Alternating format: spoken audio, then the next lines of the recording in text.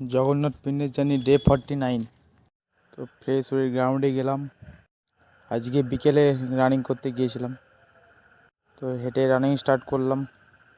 তো 1600 metre medium স্পিডে running করলাম।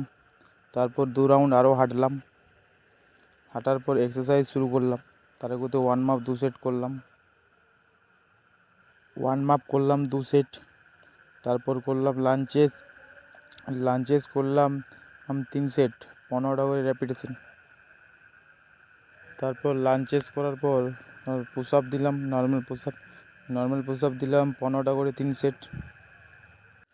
নর্মাল পুশ আপ করার পর ডাউন পুশ আপ দিলাম 3 সেট, 15টা করে রেপিটেশন।